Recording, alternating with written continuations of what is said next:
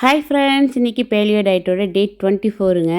இன்றைக்கி ஹாலிடே அப்படிங்கிறதுனால ஒரு சில பர்சனல் ஒர்க்லாம் வச்சுருந்தோம். அது இல்லாமல் இந்த ரெண்ட்டுக்கு வீடு பார்த்துட்ருக்கோம் இல்லையா, ஸோ அதனால் கொஞ்சம் வெளியில் போக வேண்டிய வேலையும் இருந்தது.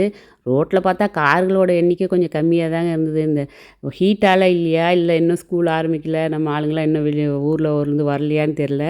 ரோட்டில் பார்த்தா கார்கள்லாம் கொஞ்சம் கம்மியாக தான் இருந்துட்டு இருந்தது. இன்றைக்கி பயங்கர ஹாட்டாக இருந்ததுங்க. எப்படியா இருந்தாலும் நம்ம இன்றைக்கி வெளியில் அலையிறதுனால லஞ்சு வெளியில் தான் சாப்பிடுவோம். எதுக்கு கலோரியை அதிகப்படுத்தும் அப்படின்னு சொல்லிட்டு காலையில் பிரேக்ஃபாஸ்ட்டுக்கு 1 கப் ஆஃப் க்ரீன் டீ மட்டும்தான் எடுத்துக்கிட்டோம். அப்படியே 2-3 வீடெல்லாம் சுற்றி பார்த்தேன்.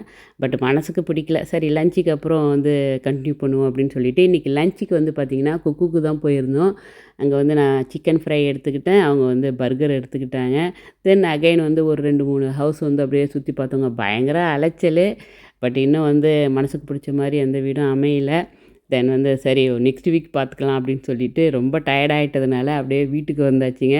சரி வீட்டுக்கு அப்படியே ஒர்க் அவுட்டோ இல்லை வாக்கிங்கோ கொஞ்சம் நேரம் கழித்து போகலாம் அப்படின்னு நினச்சா பயங்கர டயர்டுங்க. வெளியில் சுற்றிட்டு வந்ததே பெரிய ஒர்க் அவுட் பண்ண மாதிரி தான் இருந்தது.